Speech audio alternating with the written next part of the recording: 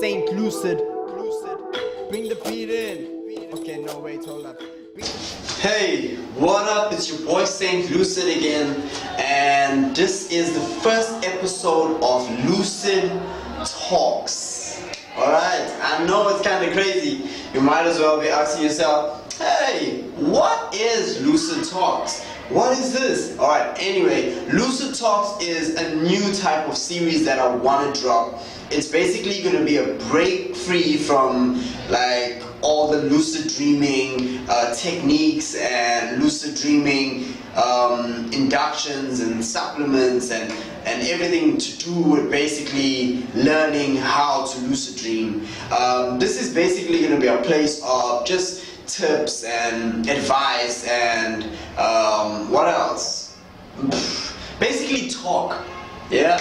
So this is going to be like the place where I come and give my experiences on my lucid dreams, probably my dreams, everything. And this is where you can come and give your lucid dream experiences too. So this is the first episode of Lucid Talks. Thank you and welcome. Alright, first things first, I want to drop a couple of tips on stuff about lucid dreaming, of course. My first tip will be, alright, to keep your memory clear of the lucid dream you just had. It would be nice to wake up afterwards. Alright, so once you had your lucid dream and say it was an awesome one for like, I don't know how many minutes, but you had it, it's done, and you woke up, you recalled it, you wrote it down in your dream journal, or it's still in your memory, just wake up after that, alright? As soon as you recall the whole dream in bed and you know that you got it clear, wake up, alright? Wake up from bed and go and write it in your dream journal or record it on your phone or your recorder or whatever you're doing or however you're recording it, and just have it done, and that will keep the memory fresh in your mind, and that will keep the lucid dream fresh in your mind. Okay, that's tip one. Tip two would be how to stabilize the dream. I've been watching Xanos from Dream Views, and also I think his name, he goes as Mike in Lucid for Life, alright? Now he got the same idea that I have. When you're having a lucid dream, you'd wanna grab onto something. I normally said on my previous lucid dream stabilization techniques, one of them is you touch the environment that you're in to stabilize the lucid dream, okay? But what I'm thinking about is, while you're in the lucid dream, why don't you grab hold of something, like off the dream itself? So like if you find yourself in your room and you probably have like a perfume on the table, or maybe your makeup container, or maybe your towel, who knows, anything, just grab hold of it with one of your hands and then carry that throughout the lucid dream. It'll just have this basically an anchor to the dream state and a stabilization technique that's continuous, something that you don't have to keep rubbing your hands and touching here every time it starts to crash. You just have this item in your hand, and you just be, whenever you see the dream starting to crash, you just concentrate on the item that you have in your hand and it'll stabilize the dream. Awesome, that is tip two, alright? So I want to go into what I think would be an awesome one also to stabilize the dream. Like, say you become lucid and you're in the lucid dream, and probably you're in your bedroom, or probably you're somewhere else, wherever. Why don't you get like a clothing that you can put on that's off the dream state? So I want to practice this on my next lucid dream, which is, if I become lucid in my bedroom, all I do is grab my blanket and just cover myself and go throughout the whole lucid dream with my blanket on me, or probably a towel, or probably a freaking scarf or something. Just put it over my neck and just carry that throughout the entire lucid dream, something like that. That'll be awesome. Alright, so that's that for the stabilization techniques. I also want to add in a counting technique. Say you in the lucid dream from the beginning. This is also nice just to keep track of how long your lucid dream was. Okay, so you become lucid and you can just start a count from 1. So as you're in the dream, you're walking around, you're fiddling around, you can just go 1, I'm dreaming 2, I'm dreaming 3, I'm dreaming 4, I'm dreaming, and this will be a mental count, and this will also just keep your lucidity, because sometimes what happens is you're in the lucid dream and you're so caught up with everything else that's going around you and you're just amazed, and sometimes you could lose your lucidity and you find yourself having a normal dream after that. So you became lucid, or you were having a normal dream, you saw something triggered, you became lucid, and then you started, just going crazy and doing whatever and just following the dream state, and then you lose your lucidity and you go into a non-lucid dream again. So with the count, it'll basically give you a timer of how long your lucid dream was, and also with the whole in between I am dreaming, that will just keep you firmly gripped on the idea that you're dreaming, and yeah, that would be awesome. Alright, so that's it for, I think that's all goes on the stabilization topic.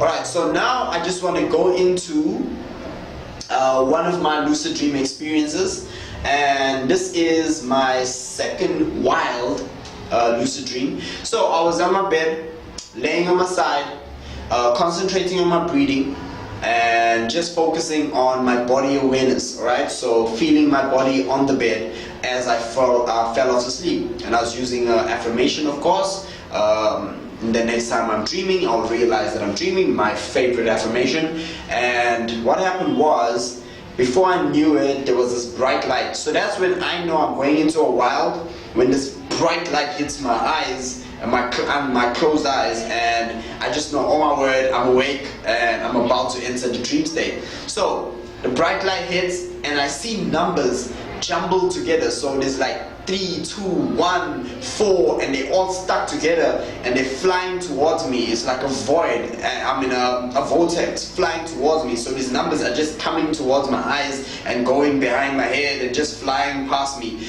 And what happens is, I'm so caught up with the numbers that I tend to look on the sides, like on my right hand side, at a couple of numbers there, and that stops the whole hypnagogic state. So it just fades away and I go back to the blackness behind my eyelids. Tip: do not focus on anything flying around you, just focus on the point in the center ahead of you, alright? So this will just keep the hypnagogical state going, and your focus on the dream state that's been created in front of you, alright? So just don't look at, even if something flies by like a tree, don't lose focus in the center and move your eyes to, oh, what was that? It'll cut the whole thing and it'll just kill the whole wild, alright? So I focused on these numbers on the side of me, and the hypnagogical state stopped for like a second. So I realized what I did, and I just went back to focusing on the center, and the bright light came back and the numbers started flying again. So the numbers flew past me, and then all of a sudden I saw a dream state being formed. Alright, so the dream state was a cartoon dream state. First I saw the top of a tree, and this tree looked like a crayon drawing that a child would normally draw, right? So the tree was there, and then I kept my focus on that, not intensely, but just gazing at the dream state as it came, So nice and calm, not excited, just gazing at the dream state. Then I saw the bark of the tree, which was green, and it was also drawn like in a cartoon of a child's, basically a child's comic book or whatever. I don't know if children got comic books. Yeah. Anyway, so it starts to form, and then all of a sudden it drops me into the dream scene, okay? All of a sudden I find myself standing next to the tree in the dream scene. So the first thing that hits my mind is, oh my word, this looks like a cartoon dreamscape, and I'm sure this is like a video game type of thing. So whenever I see a dream character, I'm gonna beat them up, because of course I'm here to win the game, and I'm just gonna kick some butt. So I'm there next to the tree. My first thing first is to stabilize the dream. So I rub my hands together. And one thing I always notice when I rub my hands together, there's this friction that it doesn't do this where I just rub, and it has this type of friction, and I just can't get that stabilization technique going. Anyway, I do a reality check. which is to pull my finger. So I pull my finger, and my finger goes as long as a ruler, basically, and I'm like amazed by that. I'm like, wow, that's awesome. Let me do another reality check that I've always wanted to try, which is to push my right hand index finger through my left hand, my left palm. So I do it, and this lump comes on the other side of my palm. So my finger's like through it, but it's just lumpy on the side, and I was like, wow, this shit looks weird and nice at the same time. So after that, I'm like, okay, chilled out. I see this small it's like a swimming pool, but probably you would call it a pond.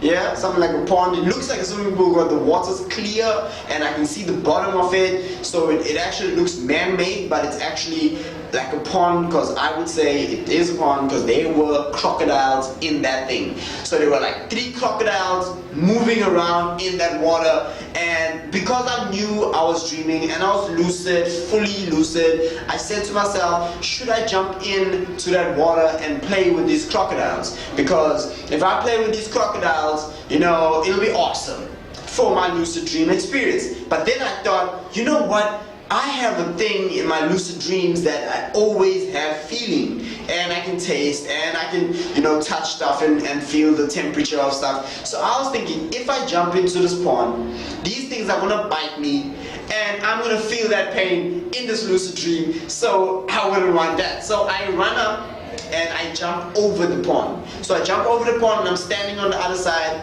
and I'm there and I'm like, what the F? Why did I even jump over the pond? You know what? Let me go back over. But when I wanted to go back over, I thought about an episode from Once Upon a Time, which is this green witch who flies on a broom. So I was like, okay, you know what? Let me manifest a broom and fly back over the pond, so I don't have to jump over it this time, because hey, who knows what would happen jumping over it the second time. So I put out my right hand, and before I know it, boom, broom in my hand, olden days broom, one of those brooms that a witch would fly on, that type of broom. I sit on it and I fly over the pond. How amazing is that? So I'm standing, I'm hovering on the other side of the pond right now, and I'm chilling there, and I'm like, okay, I'm gonna fly with this broom throughout the dreamscape and just look and see what's happening. So I sit on it and I'm ready to fly with it, hey? And this bloody broomstick is not moving, it's just hovering. So I flicker my feet, flick, flick, flick, to give it an acceleration to go forward, right? To put it in motion. And this broom ain't going nowhere. So I say to myself, you know what? Throw this broom away, jump on my feet, and let me just walk around the place. So I jump on my feet and I walk around the place. The first guy comes to me. He's a dream character, dressed up like a waiter, wearing these waistcoats, and he's dressed up very nice, very smart. So anyway, the first thing comes to my mind is kick his ass, right? Because I said that I'm gonna do that. So I'm a man of my word. So I'm gonna kick some ass. So he comes up to me saying whatever he was saying. I don't even know what he was saying. He was like, I was like, bang, bang, bang, kick, kick, boom, kick to the side. He fell into the pond with full crocodiles in it, right? So I'm chilled out and I'm like, okay, awesome. So the second dream character comes. He's like ready. He has a knife in his hand, and he's also dressed up in a waistcoat and a smart, casual but yet formal look. And he runs up to me, alright? So he comes. He tries to stab me. So I block with my left hand. Bang! Block the knife. Punch him, punch him, punch him. Kick. We fighting, right? As we fighting, dream snaps. Wow, I'm like, damn, you know. So I wake up in my bed, and it was a good experience, you know. I mean, I flew on a broomstick and I kicked some butt, but I stayed in one area. What I was thinking, I could have started the counting technique. 1, I'm dreaming. 2, I'm dreaming, just to stabilize it mentally while doing all of these things. Or I could have grabbed something from the dream scene, which was my idea to move around the whole dreamscape with the broom, because that would have been like a solid anchor to the dreamscape, and whenever I see the dream scene crashing, I would just focus on the broom, focus on the handle, focus on the detail of the broom, and just keep that and have the dream stable. But one thing I've noticed in my dreamscapes, when I'm lucid dreaming, it doesn't want to have this fading feeling. I used to have that when I first started. It used to fade off, and then the dream scene just go, and then while it does that, I used to rub my hands and touch the walls and everything, and then the dream used to go back, and I used to see brightness and color back, and everything used to come back into, you know, viewing or into focus. But now what happens is I'm busy flying, or busy with it, talking to a girl, or busy fighting, or busy eating something, or whatever I'm doing. The dream just just does that. Alright, but anyway, if anyone has any advice on that, on why my dream just snapped instead of fading out and taking its time to fade, let me know. Let me know. Alright, anyway, thank you so much, guys. This is the first episode of Lucid Talks. Yeah, that's a nice name. I think it's a nice name. First episode of Lucid Talks, part 1. Thank you so much for being here, guys. Thank you so much for joining me. I will see you all in the next episode. I will be dropping another experience of my lucid dream experiences, and I will be doing this all the time. So the normal series of lucid dreaming, that will drop every week as normal, as usual, and this will drop anytime, basically. This is like the freedom of chat, the freedom of talking, the freedom of, oh, I had an exciting dream last night. Here you go, guys. This is what it's going to be like. So thank you so much for joining me. Thank you so much for being here. Please subscribe. Please like. Please comment. Please send me a couple of your dream experiences, whether it's non-lucid, whether it's lucid, however, or maybe it's a lucid 0%. That's what I call them, when you're in a lucid dream and you're talking to people or trying to teach people about lucid dreaming, but you just don't click. You just don't click. You don't say, oh my word, I'm dreaming. You're talking about it and you're having a chit chat, or somebody's telling you about it, and it just doesn't click. So that's a 0% lucid dream, the levels of lucid dreaming. Thank you so much, guys, for being here. Thank you so much for joining me again. This is Saint Lucid signing out on Lucid Talks. Thank you so much. I'll see you all in the next episode of Lucid Talks. Stay lucid.